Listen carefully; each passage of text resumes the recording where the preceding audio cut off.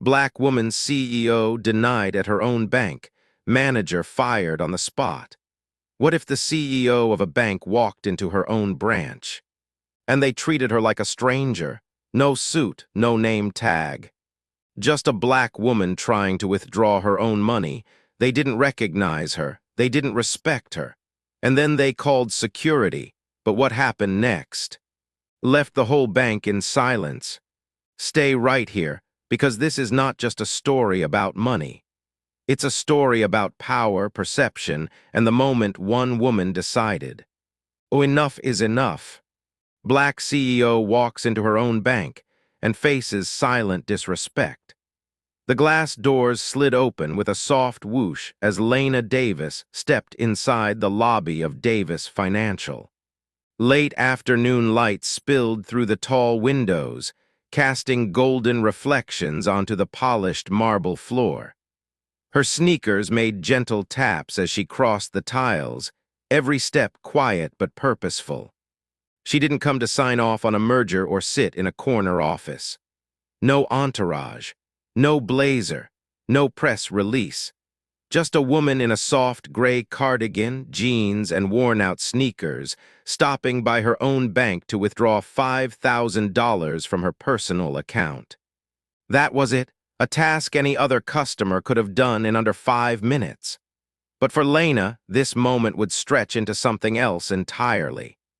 The branch looked just as she remembered it. The curved counters she had approved, the warm wood finishes she'd insisted on to make customers feel welcomed, and the small community board near the entrance she personally requested to give local businesses a voice. She had opened this branch herself. She had stood right where she was standing now, months ago, cutting the ceremonial ribbon with pride and hope in her chest. But no one in the room seemed to recognize her. And that was exactly what she wanted. Lena believed in leading from behind. She didn't need to be treated like a CEO. She only wanted to be treated like a person. She approached the teller counter calmly, her ID in one hand, her form of withdrawal already half-filled in the other. The young woman behind the counter didn't greet her, didn't look up, didn't smile. Instead, her eyes flicked to Lena's form for a brief second before she slid a clipboard across the counter without a word. Lena cleared her throat gently. "Hi, I'd like to make a withdrawal, $5,000 from my personal account." Still no eye contact, still no warmth, just a quick glance and a curt instruction. "Please fill this out." Lena looked down. It was the same basic form she'd already begun completing. Her name, account number, amount requested. She took a pen, calmly finished writing, and handed it back along with her ID. It was at that moment, subtle, barely noticeable, that the energy in the room changed. The teller, Sophie, scanned the name on the form, then looked at the ID. Her brows twitched slightly. Her fingers froze. Her eyes darted to Lena's face, then back to the screen. A pause. Then her voice, low and uncertain. "Can you hold on a second?" She grabbed Lena's ID and disappeared behind the frosted glass door that led to the manager's office. Lena stood quietly, arms resting on the smooth stone counter. She looked out into the lobby, watching the light shift as the sun dipped lower in the sky. She'd been here 100 times, but this was the first time she felt like a stranger. Her fingertips tapped slowly on the edge of the counter. She wasn't nervous. She was experienced, but she knew this feeling. It was the cold silence of being unseen, not because of who she was, but because of what they thought she was. A black woman, dressed casual, walking into a bank and asking for thousands of dollars. For some, that was a red flag. For others, an assumption waiting to be proven wrong. But for Lena Davis, it was just another reminder. The rules always shifted when the skin was brown and the clothes weren't expensive. And today, she was about to be tested in her own house. Bank manager questions black woman's job at her own bank. The door behind the counter creaked open and a tall man in a fitted gray suit stepped out. Brad Sullivan, the branch manager. His eyes scanned the room briefly before locking onto Lena. He carried himself with the stiffness of someone who didn't expect to be questioned, but always expected to be obeyed. He offered her a tight smile, polished, controlled. "Good afternoon, Miss Davis. I understand you're requesting a withdrawal?" Lena nodded calmly. "Yes, $5,000 from my personal account." Brad reached for the clipboard, looking over the form like it held something suspicious. Then he picked up her ID and turned it toward the light, inspecting it as if it might be fake. His silence dragged on. "May I take another look at your identification?" he asked, though he was already holding it. Lena didn't flinch. "You already have it. I gave it to Sophie." Brad didn't respond. He just kept turning the card slowly between his fingers, avoiding her gaze. Then came the question, one that made the temperature in the room drop a few more degrees. "What do you do for work, Miss Davis?" Lena's eyes didn't leave his. Her voice stayed even but colder now. "I run a bank." Brad raised an eyebrow like the answer wasn't quite enough. "And is this a personal account or a business account?" Her patience was beginning to thin. "It's on the form. Personal." Still, Brad kept flipping the ID, staring at it like he was looking for an excuse. There was no glitch in the system, no security alert. Just a black woman asking for access to her own money. And Brad, whether consciously or not, was determined to make her prove she was worth trusting. He glanced at Sophie, who now stood stiff behind the counter, her eyes nervously darting between them. Neither spoke. Lena stood tall, her arms folded loosely, her voice calm but her presence heavy. "Is there a problem, Brad?" He hesitated. His expression neutral on the surface, but his posture revealed discomfort. Then, as if the silence gave him courage, he leaned in and asked again, slower this time. "And just to confirm, this is your first time banking with us?" Lena's jaw tightened. The question wasn't just ridiculous, it was insulting. She looked him square in the eyes. "I've banked here since the day this branch opened." Another long pause, another look exchanged between Brad and Sophie. This wasn't about verification. This was about how she looked. How she didn't fit the image he expected, and she knew it. He wasn't trying to protect the bank. He was protecting his bias. And Lena Davis, founder and CEO of the very institution he was managing, had just been placed on trial without cause and without dignity. Silent racism in a bank disguised as standard procedure. Brad adjusted his tie slightly and leaned closer to the counter, as if preparing for a courtroom cross-examination rather than a simple withdrawal. His voice lowered, controlled, but lined with something heavier. "Can you tell me the amount of your last deposit to this account?" The question hit Lena like a gust of cold wind. Not because she didn't know the answer, but because she knew the game. This wasn't policy. This wasn't protocol, it was performance. And she'd seen this play out before, just never in her own house. She paused, her eyes narrowing, her voice calm but layered with steel. "That's not a standard question, Brad. You have my account number. You can verify my deposits on your screen just like you would for anyone else." Brad didn't move. He didn't look away. He simply nodded, as if her response somehow confirmed his suspicions instead of addressing them. "It's just a precaution, Miss Davis. We take security very seriously." Lena let out a soft breath, but it wasn't exhaustion, it was disappointment. She glanced around the lobby. A few customers were still seated quietly, pretending not to notice the tension but glancing up from their phones and paperwork. She leaned in slightly. "A precaution? Against what, Brad? Against me?" Brad blinked, caught off guard. Then came the rehearsed fallback line, the one so many people use to mask what they don't want to admit. "It's not personal, it's procedure." But Lena had lived long enough. succeeded enough, and been disrespected enough to recognize the difference between policy and prejudice. You didn't ask Sophie to verify her last deposit, or that gentleman over there. Brad said nothing, because the truth hung in the air like a fog. This wasn't about the transaction. It was about the skin she wore, the clothes she chose, the assumptions they made the moment she walked in.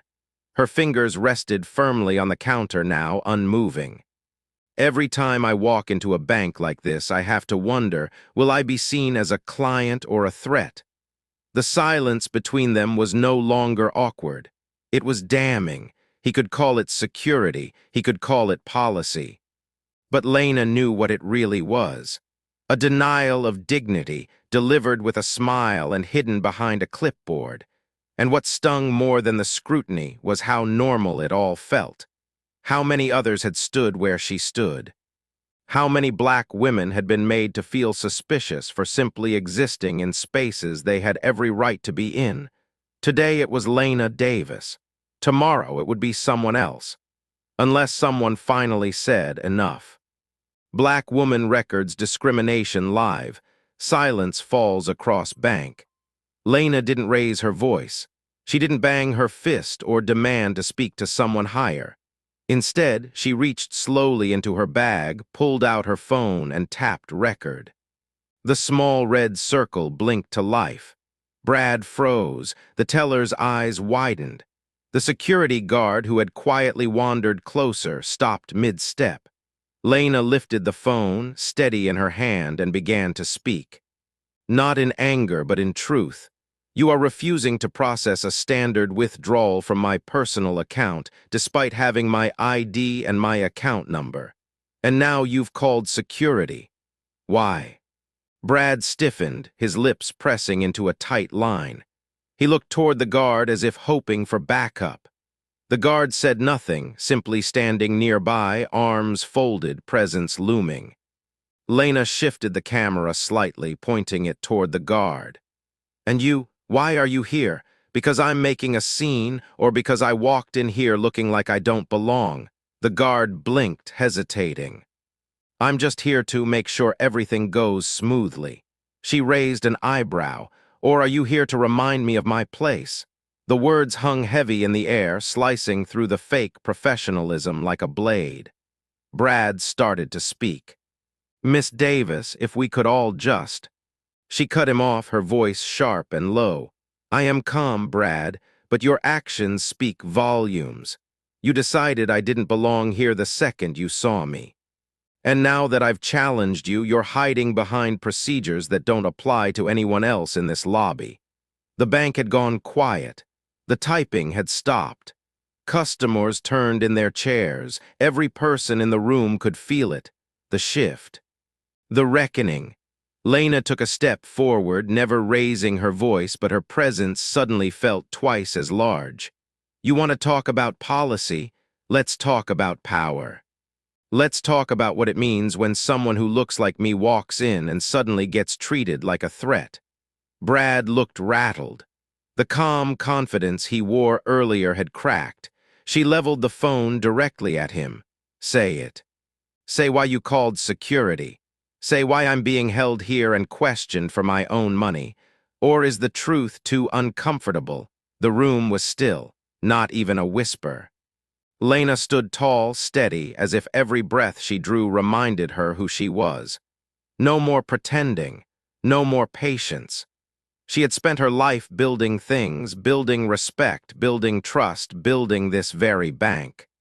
And now, with a phone in her hand and the truth on her tongue, she was about to tear down every assumption in that room. Brick by brick, voice by voice, until silence could no longer protect bias. Black woman reveals she's the bank's CEO. Silence shocks the room. Lena stood her ground, her phone still recording, her eyes locked on Brad. The air in the bank had grown thick, like a storm was coming but hadn't yet broken. Every breath felt measured, every second stretched. She lowered her voice, not to soften but to strike. You really want to know what kind of bank I run? She reached slowly across the counter, picked up her ID, and held it up for all to see. "This one," Brad blinked. "I built this bank from nothing. I chose this branch. I hired the first team. I signed your paycheck, Brad." Silence swept across the lobby like a wave crashing over glass. The clatter of keyboards stopped.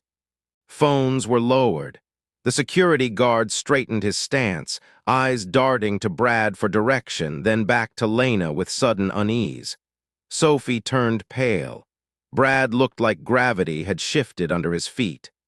His hand, still resting on the counter, twitched. "I am the founder and CEO of Davis Financial," Lena continued, her voice steady, clear, almost too calm.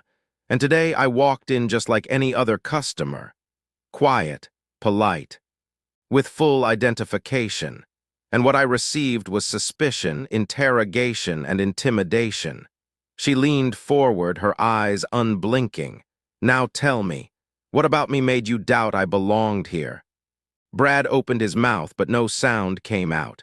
Was it the sweater, the sneakers, or was it the color of my skin? Still nothing, no explanation, no apology. Only the sharp, silent panic of a man realizing his career was hanging by a thread.